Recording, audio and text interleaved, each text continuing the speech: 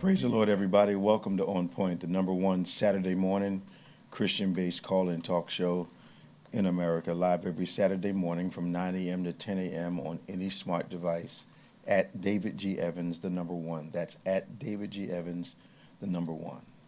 We're so glad you're joining us today as we're going to have another stimulating conversation, always from a biblical foundation, but also giving you the wisdom, that biblical wisdom for how to navigate the times in which you live. The Bible says that the sons of Issachar understood the times and knew what to do. And they got most of their wisdom from the existing Word of God at their time. So we know that God's Word will allow us and guide us, allow us to be guided through whatever turbulent times or good times that we find ourselves in, challenging times, those times that we don't understand. The Bible gives us understanding of the times. Not just so you say, I know, but you know exactly what to do. So won't you invite somebody to join us today, join our conversation as you always do. We need you to like us. We need at least 1,000 likes today. Subscribe to us. Doesn't cost you a thing, but it does help us with the algorithm. Like, subscribe, hit that notification bell so you know every time we're coming on with one of these great conversations. To all our legacy callers, we thank you for being so faithful. To our new callers, first-time callers, second-time callers, give us a call today, 866-743-8267, 866-743-8267. That's 866-74-EVANS. We'd love you to give us a call. It's toll-free anywhere in the world. We'd like to hear from you today.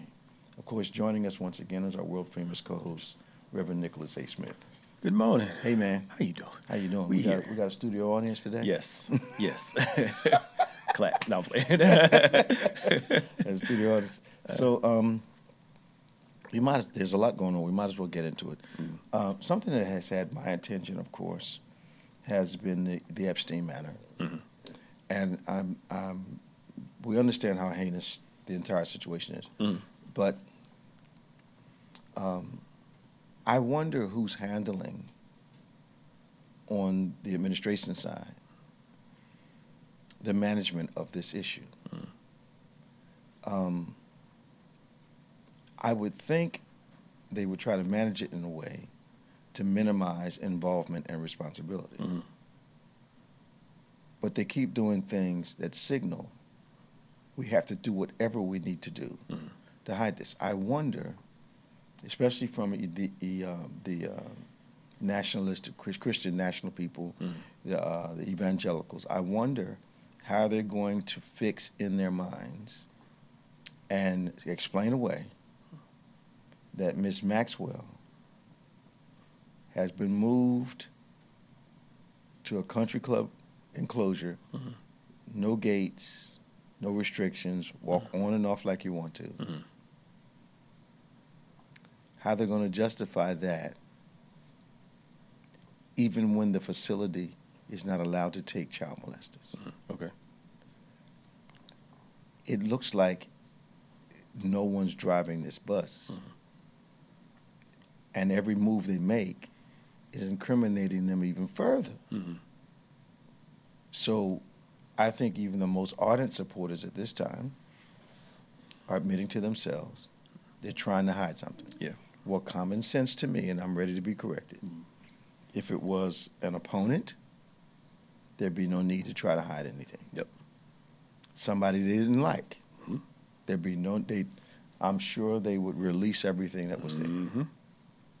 So the only common sense, the only Sherlock Holmesian conclusion you can come up with, after all of that has been dismissed, something is there that's damaging to a small group of important people, which could include people from the present administration.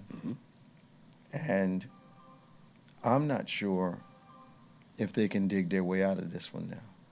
Yeah.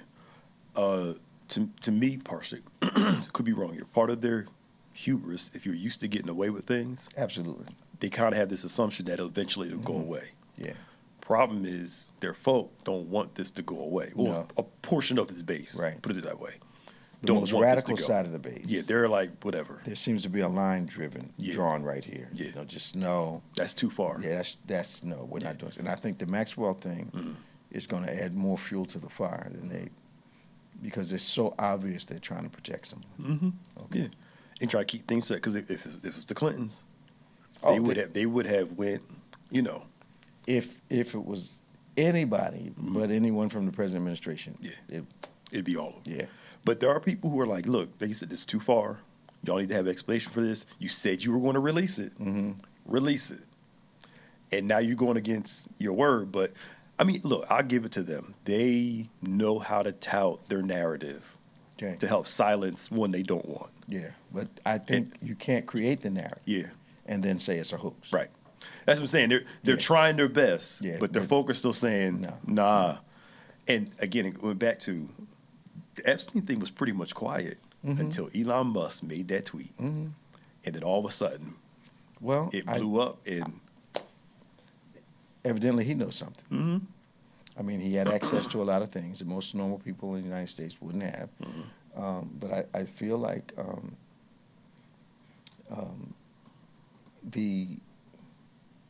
if the opponents were going to be destroyed by this, they would have released it months ago. Absolutely. Absolutely. Totally agree with you. Okay. It came out at first administration. Leaked on purpose or otherwise, it would be released. It would be public knowledge by now. But you can't say, we have everything. And then once your people start looking at it. We can't find it now. Now it's a hoax. We can't find the list. And that, we have it, we're going to release it, and it's a hoax, came out of the same mouth. Okay. I know. Yeah. Right. Yeah. I wonder what they gave Maxwell to keep her quiet. Let her live. Yeah. And just something's. Let her live. You know, here's what I think. The strength of your leverage can be measured by the amount of public flack you're willing to take to give the leverage. Yeah.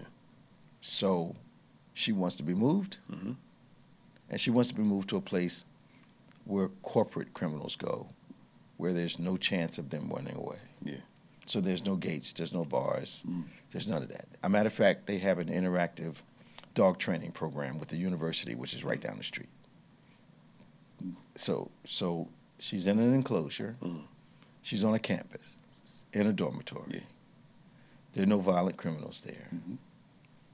She's probably the only criminal there who's in jail because of trafficking and all that stuff. So she's there. So she immediately wanted to be removed from a regular jail. Within days of the meeting, she's gone. And then suddenly, she's silent. Because it could be one of those things. Look, y'all do something to me. This is, they got people on the side that will release the information if something ever happens to me. Her family. And try. So this tells me the kind of leverage she has. Because we can't bring somebody back who we've mistakenly sent overseas. But we can move a prisoner who absolutely is guilty, proven so. But my thing is, if nothing happened, why is she in jail? Exactly. Now, we're making too much common sense now. Every time we go here, I always got to remind myself. Okay. This is logic. Yeah. What we're talking about does not fit into the realm of logic at all. But you know what? I think another thing that it says is absolutely how gullible the electorate is. And they're depending on that this may not be the gullibility of the electorate. We can tell them anything, and they'll just believe it. The problem with that is you don't know where people's internal lines are drawn. And this seems to be a big deal it should be a big deal to the evangelical Christians. And I think that Mr. Johnson told everybody to go home. And that's somewhat of a contradiction because you're upset with the Democrats that left Texas because they didn't want to they didn't want to stay around and watch you vote them out of their seats. Now, that only, that makes, that's as crazy as you hit me. Well, you hit me first. What did you expect me to do? Yeah. All right. So they're screaming because the Democrats left Texas. Mm-hmm. But they're not screaming because the whole Republican Party left early for the August recess. It wasn't even August yet. Mm-hmm. They believe they're on the side of right.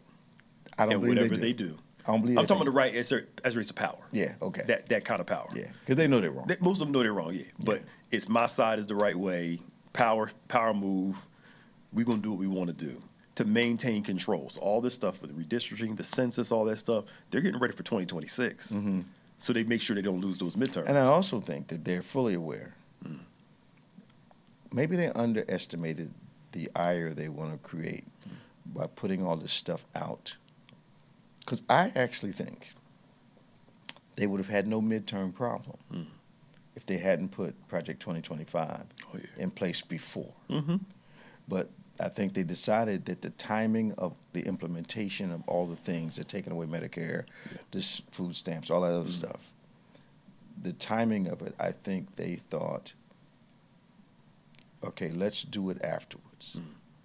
Let's pass the bill now. Let's do it afterwards. We're going to implement everything after the election.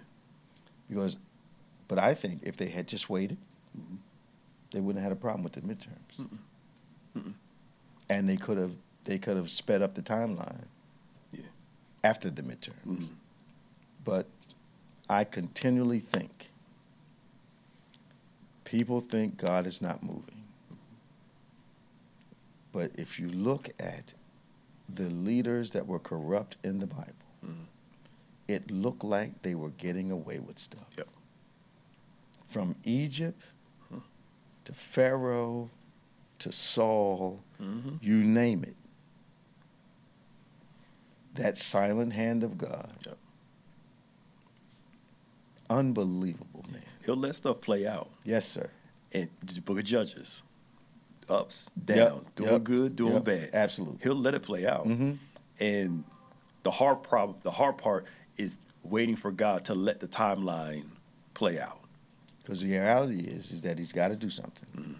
There's no way they could plan to be this cruel and a living God just say, okay, I'm going to just let that happen. There's no way. So we're watching. The IRS is kind of like, the government's kind of like, they say when the government is silent, there's only one reason they're silent. It's when they're doing something, they're working. Yeah. And I believe that we're seeing the other problem that God has is that people are hard to convince. So it looks to me like there's going to be so much evidence piling up that even supporters of this administration will not be able to deny that something foul has happened. Yeah. And all this stuff is adding up. And I saw this Jermichael guy on he's a Republican. Okay. And he was all, pro, and then he said something that wasn't really anti-administration. He just defended the fact that Republicans were having a hard time. And he lost his job at the White House. They ushered him out. They fired him and took him out. That was with the previous administration. So yesterday I see him on TV, and he's trying to defend the way immigration is happening. He's defending the way people.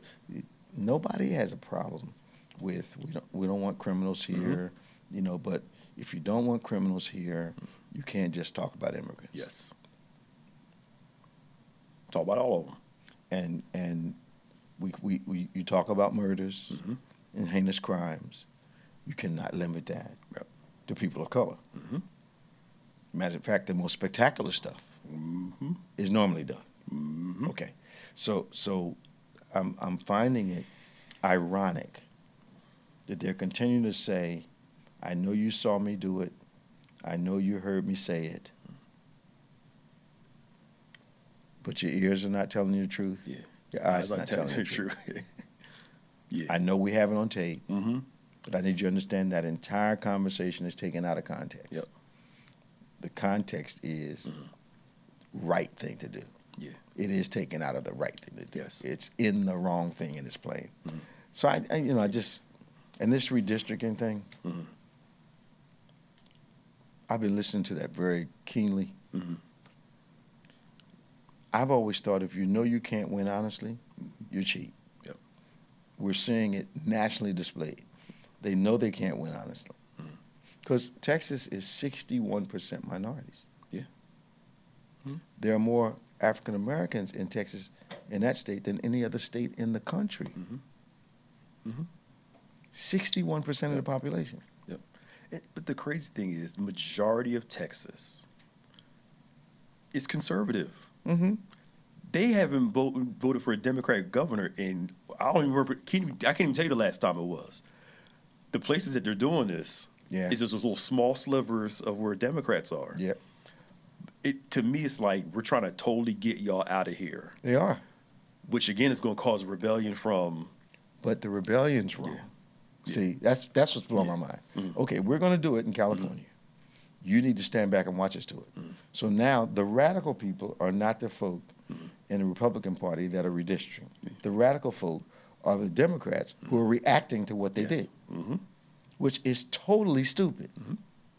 So what they're used to, though, is Democrats standing back, yelling and screaming, and watching them do what they want to do. Yeah. But it's going to be... It's going to be something, because if Gavin Newsom, governor of California, watches and says, okay, Texas, you are redistricted. All of Northern California, where there's a little more conservatives, they're going to try to redistrict that. And let's create some more Democratic seats. But the problem is, where does it stop? Because then one state's going to do it.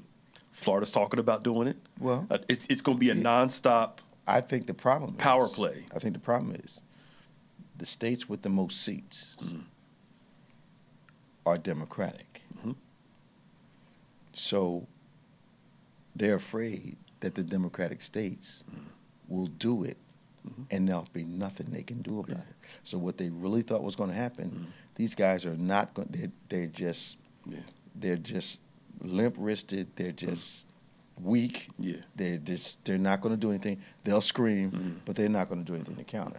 So what happens is you've got a bully that got punched in the face, and the bully's like shocked. You can't do that. Well, you just did it. You just did it. You started it. Because most redistricting is not done by, I'm talking about for political purposes, votes aren't done by people that are Democrats. North Carolina, the big thing there, Georgia, those were all conservatives. But again, like you're right, it's I did something to you and I'm mad you responded to what I did. You actually going to fight back? Yeah. I'm offended. Yeah. How could you? How dare you? Don't you know who I am? Oh, my God. Yeah, I know who you are. That's why I'm responding. Unbelievable. 866-743-8267, 866-743-8267. This is On Point, the #1 Saturday morning Christian-based call-in talk show in America, live every Saturday morning from 9 a.m. to 10 a.m. Eastern Standard Time on any smart device. Why don't you give us a call, tell us what you think about what we're talking about today, or there may be another subject you want to bring up as we go through our list of items that we think are pertinent to you and I from a regional and a national and international basis. Robin's on the line. There's several lines open. You can give us a call, 866-743-8267, 866-743-8267. They're really going far with this. They're talking about a new census that excludes undocumented immigrants. Now, we know that category of undocumented immigrants does not just include undocumented immigrants. They're putting people in jail who were born here. Now, the censuses are usually done every 10 years, like you've written, but they want to do it now. Like the redistricting is usually done every 10 years, but they're trying to do it now. I think they know for real. Why do they think that their supporters are going to support them through this Epstein thing? Because they went along with the ride. Even though some of the voices are saying this is, you know, this cover-up is Rogan and all those guys are, they've gone, their hair's on fire about this thing. Unless they lean to, they know how their people are. They'll complain. When it comes down to the voters' booth, they're going to, they may not like me, but they hate these people more. So it's the Sadducees So and Pharisees. they'll go with us because they dislike this person more. Yeah. And But I'm not sure how do Christian nationalists vote to suppress this? Yeah. When they know, I'm sure they're aware of the evidence that's in. Yeah. From their mind, everything else they're getting, I'm completely against this. But everything else I'm getting over here outweighs. Now maybe that just seems like a contradiction to me. It is a contradiction. Okay. It is. And from their point of view, especially since they got this whole righteousness thing working, that seems to be, it's almost like they're selling themselves out too far this time. The other thing that bothers me is that American Christianity is supposed to be a model for the rest of the world. And there are Christian pockets in other parts of the world. They're the real models. That are now confused. Yeah. Like, okay, because they're coming under fire. You guys model your church after these people's churches.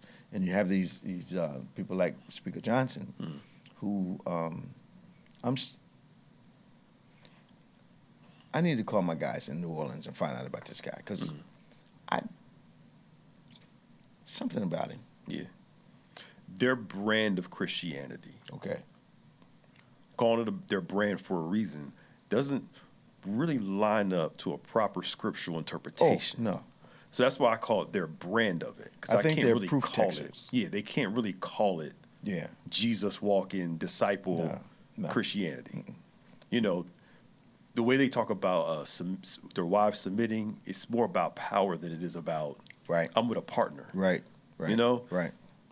It's because in this one guy, these movements, these pockets, like there's certain like documentaries of people that they're learning from. Yeah. Like they got guys where if your wife gets out of line, you can spank her. I mean, stuff like that. And they're testifying about this stuff. No lie, hand to God, patriarchy, like almost like Handmaid's Tales. Okay. Okay. But it's really about power move and having men in charge.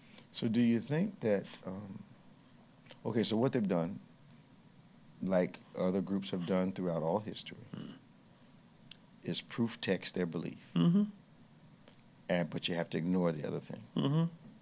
Whatever contradicts, we just don't deal with that. Yeah. I had a conversation about 20 years ago with some of my Jesus-only friends. And I asked a few questions. And since we were friends, we just had a disagreement over, something silly like, Jesus, God, and Jesus only. If it's Father, Son, and Holy Ghost, you ain't saved and all that. We were there. So we finally kept talking. And the conversation boiled down to where we were at a point of agreement. And I said, so you're admitting that this is in your Bible. How do you deal with that? And they simply said, we don't. They don't. And I believe that's what we're seeing from our political leaders who are part of this Christian nationalist movement. They found parts of the Bible to either support discrimination, cruelty, love your neighbor. They talk about the neighbor next door to your house, not the neighbor that God was talking about. So that they're molding God's word to fit, because to admit they're wrong destabilizes their position. Okay. And every time in history, it without fail, whenever Christianity and the government get in bed together, it always falls apart. Wow. And government isn't the one that makes the compromise. It's the Christian. Absolutely, every time. It never works out. So this whole we need Bible Christians running the country, it never works. No. And I think in the Bible, Jesus tells his people, come out from among them. And I realized a long time ago is that the reason he does that is because we won't influence them. They'll influence us. So you guys got to stay separate or you'll get tempted by that. It's like when I had a conversation with one of our prominent preachers, and he had desires of being a secular success also. And every time he forayed, he went so far And then they smacked him in his face, and he came back. And I was having a conversation with him, and I said, look, you can go over there and get the resources, but you got to know how to come back to the kingdom. I said, you can't decide, I want that, I'm giving up this, I'm going over there. And repeatedly, and he's been hurt by thinking that they'll never stop thinking of him as a man of God. He's the preacher that's over there. Yeah. You know, and we have to understand that if we're kingdom, you know, we can go into the marketplace. Yeah. But we can't lose ourselves in the marketplace. No. Okay. Jesus said, my kingdom is not of this world. And he meant it. That's what he meant. They tried to make him king, and the Bible says he got out of Dodge. You're not going to make me king by force. No. And that's what we're seeing. And the biggest mistake, one of the biggest mistakes Israel ever made was when they decided they didn't want God as their king, and they elected Saul. Even after they knew how Saul was, that we want to have a king like everybody else. Remarkably similar to what we're going through now. 866-743-8267, 866-743-8267, 866-74-EVANS. Give us a call. Let's go to Robin on line 1. Hey, Robin, how are you? Good morning, Bishop. Good morning, Bishop Bethany. How y'all doing this morning? How you doing?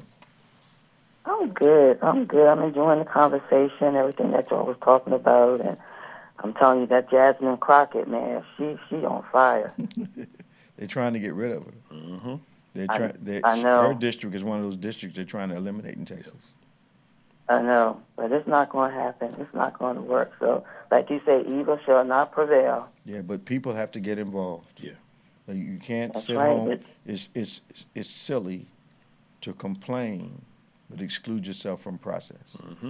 And I think the Texas problem that they're having should cure the apathy of a lot of people.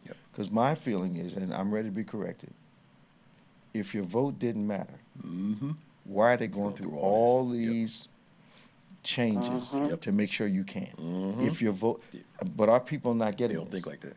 You know, so why are they fighting it so hard? Why not just let you go to the poll if it didn't matter? Yeah. But some of our people are sitting back saying, you know, I don't vote. That's my form of protest. Are you out of your mind? Yeah. And then you mad when the results come. Yeah, for real. That's so true. But, Bishop, I know you are so proud of Pastor Nick. The way he's teaching his through the journey through the Bible. Oh, yeah. When he did First Kings, Pastor Nick, oh, my goodness. It's just the way that you're teaching on it. It makes me want to learn more because you're explaining it a way we can understand. And you have a sense of humor, too. Yeah. But I really appreciate you taking time to do these. Sure. And I know Bishop is just so proud of you, how you've grown and really helping us to learn the word. And I love you for all that you do. Appreciate it. Thank you. Hey, Robin, you know he's especially good with senior citizens, so you fit right in there. See? You know what, Bishop? So you fit right in there, Rob. I got you, Bishop. All right. Oh, my God. That was a good one. That was a good one, Bishop. That was a good one. But Bishop, I just have... That noonday Bible study is a senior revival. And I appreciate that. 'Cause absolutely. It helps you speak to both groups. You learn them both. Yeah. Yes, sir. Yeah. You got to. Well, really good. But, Bishop, I just have one question that was brought to me. You've never had just one, but go ahead. But I do. Oh, didn't you do a message on Scandal? See? TV show? I know. Say it again. Didn't you do a message on the TV show Scandal some years ago? Yeah, I sure did. I started watching it again, and I see a lot of things that happened in the TV show that's happening now. Of course. I thought you did because I think I brought that message. So, but my question is, when a person hasn't been in a relationship for years, and now they're interested in dating, or they have someone that's interested in them, what is the best way to start back dating if you haven't been in a relationship for years? You and Pastor Nick's opinion. I think there are several. I think let's say, for instance, hypothetically, you're that person. Okay, we're not talking about you. Let's say hypothetically, you're that person. So at this stage of your life, you can't afford to make a mistake. Your heart won't take it. Your mind won't take it. So that means that whoever is you have an interest in, that process has to be slow. A lot of people that are older feel like they got to get in a hurry and don't give time and circumstance a chance to reveal the person to them. I think so hypothetically, in your context, you would want to make sure some fundamental things are in place, and not just in a dating situation, but in a conversational situation, because people tend to reveal themselves differently in a dating situation than they do in a regular conversation situation. And somebody that you can't be friends with, it's going to be hard to be romantic with, especially at this stage. When you're younger, that drama is kind of stimulating, but when you get older, drama is a problem. So people have to be vetted a lot more thoroughly at this stage in your life, and make sure that the faith lines up, the work ethic lines up, the meaning of life lines up, because you don't have the energy or the time to unravel that ball of yarn. At the same time, you've got to give it time so the ball of yarn can unravel, because you need to see what's underneath the surface. Wow. That's exactly what I said. I mean, it's me. That's why I'm asking. No, we would have never guessed that, Robin. Right. We've never guessed that. I was trying to hide it, but everything you were saying is the exact same thing. Hide it. That was a bad hide. That was like a 2-year-old standing in the middle of the living room with their hands over their eyes. You can't see me. You can't see me. Come on, girl. No, because I'm 64, and I've grown a lot. Some of the conversations I've had with you and Pastor Nick. So I just wanted to confirm what I was saying, especially communicating, taking your time, make sure that they're a true man of God. Holy Ghost you're not gonna do it. You're not gonna do what we're telling you. You're not gonna do it. Yes, I am. No, you're not. No, you're not. Bishop, yes, because like I said, I'm going to bring them to you. We're going to counsel with you. I'm not doing nothing. I ain't getting married until we sit down with you and Pastor Nick and Reverend Tiffany, too. By the time you run them through your filter, you will have made up your mind. You know what, Bishop. All right, Robin. I'll see you tomorrow. All right, you have a blessed rest of the day. Bye-bye. Oh, go Eagles. I know Pastor Nick's not into preseason, but that game was Thursday. good. They played Thursday? It was a preseason game, yeah. Okay. Shador played good last night. All right. Shador played good last night. We need to talk about that, too. Yeah. See you, Rob. Talk to y'all later. All right. 866-743-8267, 866-743-8267. This is On Point, the #1 Saturday morning Christian-based call-in talk show in America, live every Saturday morning from 9 a.m. to 10 a.m. on any smart device at David G. Evans, #1. Won't you like us, subscribe to us, hit that notification bell. Speaking of football, I'm paying more attention to the Shedeur Sanders situation probably than I have with any other rookie quarterback. Started out, last night was going to be make or break for him. That requirement and that stress and pressure is not put on any other rookie quarterback. That one game in the beginning of the season without the first team playing was going to make or break his time in the NFL. That was the first thing bugged him. Secondly,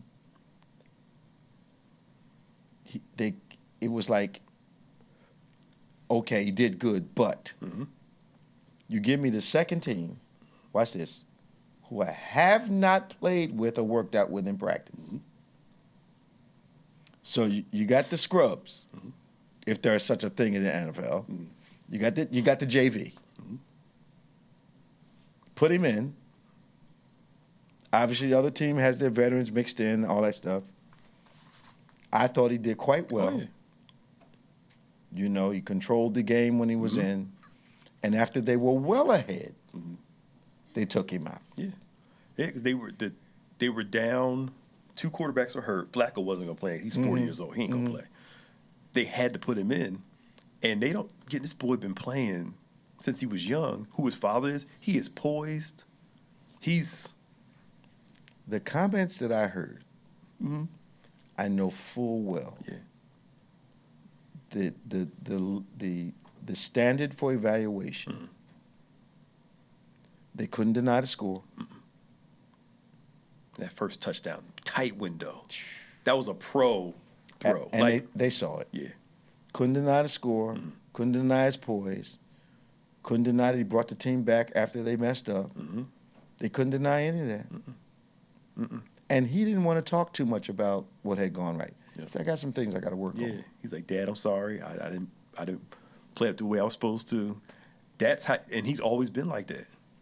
They get caught up in all this in the flash, but the football player has a high standard for himself. Yeah. Don't get caught up in all. And he does have Brady for a mentor. Yeah.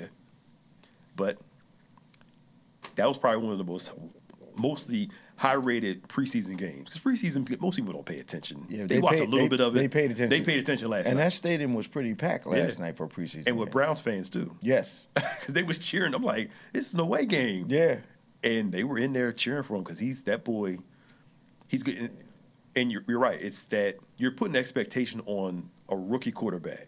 That's not even a first-round draft pick. Most fifth-round picks should have been. Most fifth-round picks, you don't really pay much attention to them. Which tells me where he was in the draft, tells me those draft positions are highly managed. Oh, to a certain degree they are. Yeah, they're highly managed. Certain degree. Because how does he drop all the way down? The owner came out and said he wasn't my pick. It's like a week or two ago. Okay. Now, most owners will not come out in public and say, I didn't want him. The GM chose him. Okay. Most owners won't even say that. No. Why would you say that about somebody that's on your team? Because they don't want Because it. they don't want him.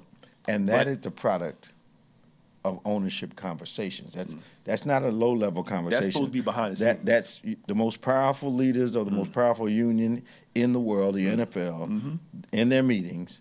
I believe, I could be totally wrong, somebody can change my mind, that they manage the results of a lot of things, especially who they want and who they don't want, who they're going to choose, who they're not going to choose, how this coach is a good coach, or we're going to give this guy that has never won a game a head coaching job. That's collective. Yeah.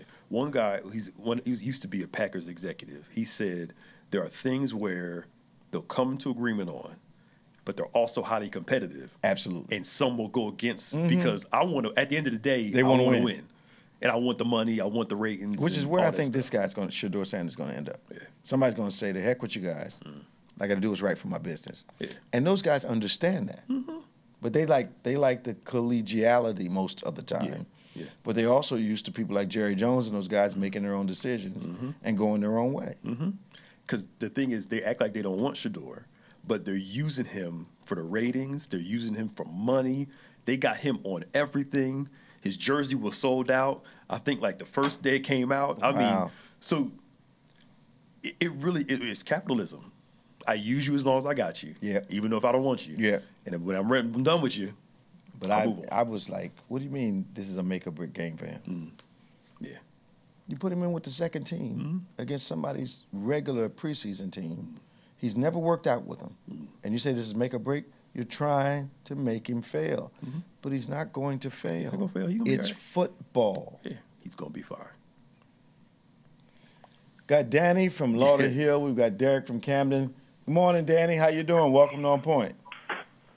Good morning, Bishop. Good morning, Pastor Nick. Hey, Dan. Good morning, staff. How are you, y'all man? doing today? All right. What's on your mind this morning?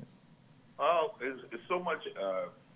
The last couple of weeks, I think you were having technical difficulties and what have you, but there's so much I want to catch up on. First of all, I want to thank you so much for your anniversary and things that's going on, and the work job that you all are doing is tremendous. And thank you so much. We had a great time. I'm glad you guys enjoyed it. When I look back and think about the things that you have done in teaching and what have you, just to add on what was said previously, the way you and Pastor Nick both and your whole staff, everybody, it's a team effort. And I realize that because if you didn't have a team, you wouldn't be successful the way that you are. Absolutely. Things over. Absolutely. Absolutely. We've most of our people have been with us a long time, and I really believe that consistency is a big part of what God wanted to do with us. If we were always switching pieces out, Yeah, it would. I don't think we could have done half of what we've been able to do, Dan. And I just like to add on to what was said is that the way that you make things plain, that you can understand it, and then the way that, especially with what you do, you said, you know what, it's been there all the time. Yeah. Look, take a look, it's there. Yeah. It's always been there. It hasn't changed. And I look and I say, you know what, he's right. I just didn't see it that way. Yeah. We're surprised So, when we see it the first time, and then continue to see deeper meaning in God's word. We're still amazed by, and still inspired by teaching and preaching to the people. It's just, it's exciting. And I just want to pass this on to Pastor Nick. Pastor Nick, I'm listening to the knocking. The door's open. It just keeps getting opening wider and wider. I think that I have a double door now. Oh, the Revelation scripture, yeah. Which one? When Jesus pulled him at the door knocking. Yeah. And I want to come in and eat with you. Yeah. Let him in. That's right. But the thing that I wanted to say also is that whenever you see Florida, there's nothing coming out. You think there's nothing happening in Florida. There's a lot that's moving, that's happening, especially with our school system, our educational system. They're all up in there. They're trying to change it and what have you. And I find that you have to go ahead and deal with your family and discuss things that you know that historically are true as far as what's going on. Because they're trying to change it like you were never here. You did nothing. And everything that you do is a failure, and whatever. But there's so much that has been done, especially with the state of Florida, that they want us to forget about, and it's all wrong. It's all wrong. The impression from the outside of Florida, for those of us that are observing Florida, it looks like, I know it can't be this way, but it looks like, Danny, that by the time we hear about things, and it looks like by the time you guys hear about things, it's like 90% done. Mm-hmm. Is that truthful? Is that a misconception of those that don't live in Florida? Well, what I see is that we're like a petri dish or a test lab or whatever they're getting ready to roll out. They'll try here, and then they take it nationally and do it. Like redistricting. They've already done that here in Florida. Change districts. They're trying to do it again, too. Yeah. Yes, they're trying to do it again. But the only reason politicians do that is if they believe they can't win. Mm-hmm. Exactly. So they cut your area away from your representation. Give it to somebody else. Mm-hmm. So I believe people are going to have to drive 2 hours to go vote. They're not going to do that. Mm-hmm. Yeah, that's the hope. Make it hard. And then they're trying to lessen the integrity of mail-ins. Mm-hmm. But if you do that, then our service people around the world can't vote. Yeah. And the crazy thing that's going to shoot them in the foot, the majority of people that do mail-in votes are senior citizens. Absolutely. And a lot of senior citizens vote Republican. This census. Yeah. Majority of the places where the immigrants are, you would exclude the immigrants, are in places where Texas, Florida, Georgia, the states they win. Yeah. So it's not going to actually help you out because now you've excluded a huge portion of a base. Well, I think they think, okay, we'll lose some of our own vote, but we'll also hinder or block some other people. I think they're playing this. I think they're balancing the value of people to them based on how to hold on to their seats. Yeah. And it's not about, you can tell by the policies that it's not about humanity. It's all about position and power. Yep. Absolutely. At any cost. And money. Yep. And that's capitalist again. Mm-hmm. Okay. Mm-hmm. How's my sister doing? Blessed and highly favored. and Bishop, thank you all so much, and keep the good work going. Thank you very much. Let me ask you a question, Dan, before you go. Mm-hmm. Can you give us a Florida perspective on Alligator Alcatraz?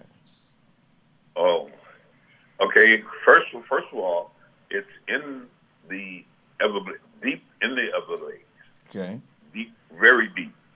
The location of it is perfect for what they're doing. Okay. Because there is a test or a runway that was specially built for pilots to qualify in landing on that particular strip. Okay. Nothing there, but it's just an airstrip. Okay. Okay. So what happens is that they bring prisoners in, and when they get ready to ship them out, you can bring planes in there, put prisoners on, and take off. You never know what's going on. The public does not have direct access to that area. Oh, really? The mosquitoes and they will carry you away. I mean, it's deep in the Everglades. He said, so, the mosquitoes are that big? Yes. I mean, you go down there, if you get bitten by a mosquito, you're going to need a blood transfusion. It's that bad, and there has been incidents where you've had relatives that have called where they've had things that are going on where prisoners are mistreated and what have you, and that they can't get medical attention and what have you. But nobody can get in there to find out exactly what's going on. So they have it ideally located. And if you listen to what they're saying, the only objection that they have about it is that, like the president said, he's just mad that he didn't think of it first. Well, I actually think it's a test case for them spending $100 billion to revive Alcatraz out on the West Coast. Because anytime they're willing to spend $200 million for a ballroom, I mean, my goodness. Yeah. Have you seen the White House lately too? It A looks gaudy a mess.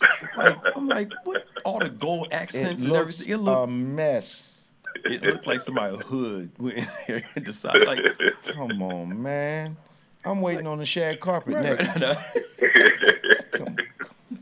Come on, man. It used to be classy. Now it looks like just so ghetto fabulous. It looks like a flea market. It does. Come on. Come on. I mean, you try to turn it to Mar-a-Lago. The amount of gold around it's just ridiculous. It does look ridiculous, man. It just. I'm sorry. Just. I know. I'm looking like, wait a minute. When did the mantle on the fireplace and what's the sconce on the wall? Yeah, just. That's gold too, and huh? It's tacky, as they say. Unbelievable. Thank you, Danny. Thank you, Bishop. Thank you, Pastor Nate. All right, talk to you, man. Take care. 866-743-8267, 866-743-8267. This is On Point, the #1 Saturday morning Christian-based call and talk show in America. Why don't you give us a call? We've got about 8 or 9 minutes left before we have to sign off, and we'd love to talk to you. If you're a first-time caller, don't be shy. Call on in. We won't hurt you. Matter of fact, we welcome new callers. Pastor Nick. So we watched at least 3 or 4 shootings in the last week and a half, 2 weeks. And I'm wondering if there's so much cultural stress now that people, A, are taking these liberties, but B, is there anything about these last few months that people have been given permission to mistreat people? Yeah. I kind of, former part, the general angst of people. Yeah. Like to show the guy that was the soldier that killed the 5 people that shot him, he looks crazy. Like, I don't know if you saw, he just. How'd he get in the military? Right. How'd he stay? Thank you. Okay. He's just looking just. Yeah. Like nothing just ever happened. I mean, you wouldn't have to be his mama to know something wrong with that boy. Yeah. Yeah. But the general angst, the lack of care for people, the one that happened at Emory University at the CDC in Atlanta. Yeah. Somebody trying to attack the CDC down there. I mean, I don't think you can live, if you build a whole country on conflict, somebody's going to break under said conflict. Absolutely. If we keep doing us versus them, these people are against you, and somebody's going to take that I agree with you the 100%, wrong way. 100%. It's just, if Jesus is, again, going back to what kind of Christianity, There if you go. Jesus is the King of Peace, the Prince of Peace, that should be the prevailing thing we strive for. You would think. You would think. Not, if you're not for me, you're against me. Yeah, but also you need to be at peace with however I treat you. Yeah. Yes. That's an issue for me. Yep. I always see these acts as symptoms of a national consciousness. Yes. That something's going on, and these points of expression are fruit of those symptoms. Yes. But I think most people just don't connect them. But if you won't, but I see them as indicators of a national consciousness, Yes. of a national stress. You know, so I don't understand. Yeah. We got Derek, we got Evangelist Snow. Everybody's calling with 8 minutes left. Right, I know. Let's go to Derek real fast. Yeah. And then we'll go to Evangelist Snow. Hello. Hey, Derek, how are you? Derek. Hey, Pastor Nick. you doing? Hey, Bishop. How y'all doing today? All right, man. We only got a few minutes. What's on your mind today? What do y'all think about the Eagles game? I didn't see it. Did you see it, Pastor? I missed the game. I was working. But Yeah, I was doing something. we were working, man. You know, we Yeah. working pastors. Yeah. But it's preseason, too. I take it with a grain of salt. When it gets down to it. regular Did you see season the counts. game, Derek? Huh? Did you see the game? Yeah, I seen it. How did I they seen do? it all the way through. I recorded it day one. They won, Okay. yeah. Okay. How'd they look? They look pretty good. Okay. They look pretty good. Yeah. And I'm doing pretty good too. I'm Yeah, walking that around. was my I'm next at the question. center. How you feeling? I felt all right. I'm walking around. Okay, that's good. Doing I remember good. when you couldn't walk, bro. Yeah. I remember when you couldn't do that. That's a blessing. Yeah. So I'm just getting up, walking around. That's all. That's good, man. Keep up the good work here. All right. All right, talk to you soon. Okay. Bye-bye. See ya. Evangelist Snow. Hello, Evangelist Snow. Yeah, good morning, Bishop, President. How you Listen, I'm doing good. doing? I just want to tell you, I was listening at your broadcast when you were saying to invite people to service, because if it's a drug dealer, it's drug dealer Sunday. If it's a hoe, it's hoe Sunday.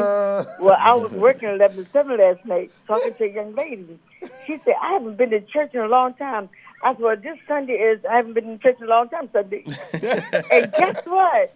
Her name is Margaret Whittington. She said, well, I said, where you go to church at? She said, New Jersey. I said, where?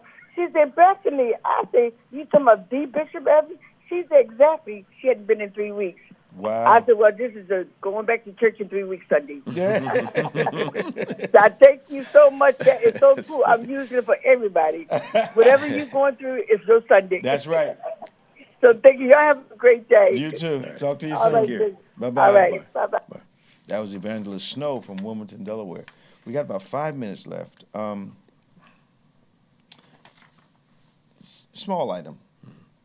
So a Tennessee district has decided that a doctor's note will no longer do. Okay. Now, was that because people were getting doctor's notes willy-nilly? Or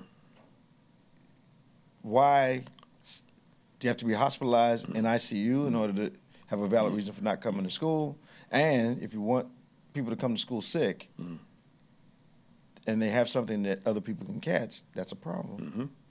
The school district was saying, this one specific school district, they were having issues with kids not coming to school and whatever like that. So, and then one of the VPs or whoever executives said, you know, we got to teach these kids what it's like to be grown. You have to go to work sick, go to work, blah, blah, blah, blah. And these are kids now. They got to learn to come to school sick because, but again, this is only for a certain district. It's not for everyone. So but again, if I don't see you as a person, your status while you're working means nothing to me. And I don't see the staff as people either. Exactly. So the whole school ends up getting sick, and everybody's just. I bet you this was a no mask crew during the height of COVID. Oh, probably. Oh, yeah. Okay. All right. Yeah. I think that is totally ridiculous. Mm-hmm. Everyone knows that. But then you have parents who, for whatever reason, send their kids to school knowing that they're very sick, knowing that they're infectious, and then get upset when the school calls and says, you got to come and get your kid. Yeah. The kid can't even focus in class. They're throwing up all over everybody. Come on, man. All right. Come on. Well, we're coming to the end of our program. We're so glad that you joined us today. We want to invite you, of course, to worship with us tomorrow. Our virtual service is 8 a.m. Our 11 a.m. service, of course, is live.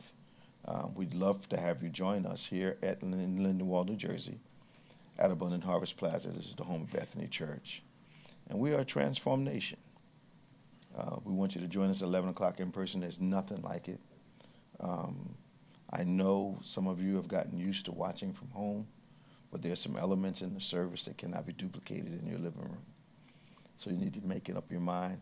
I'm coming to church, get into corporate worship, get in corporate faith, get in corporate understanding, learning, get under the Word of God corporately, and watch the faith of each Christian support the faith of another Christian, and then watch God, that corporate belief, cause God to move in very profound ways. So you want to come on out and be with us. This is our Transforming Lives Month.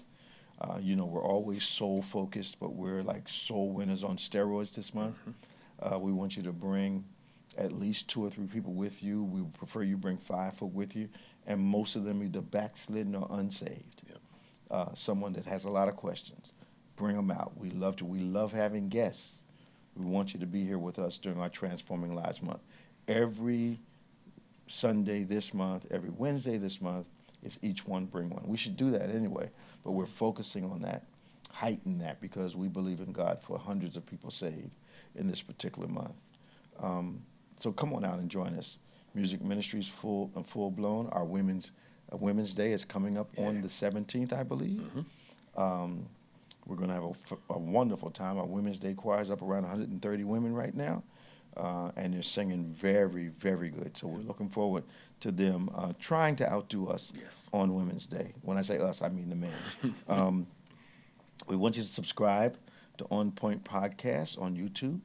We're going to migrate to On Pointe page in the future. We'll keep you notified.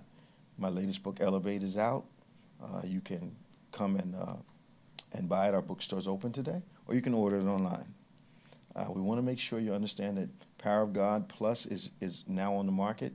You can get all of Power of God 2024 and 2025 and all the other content that we're placing on the site, and you can do it for like $14.99 a month. Subscribe to that.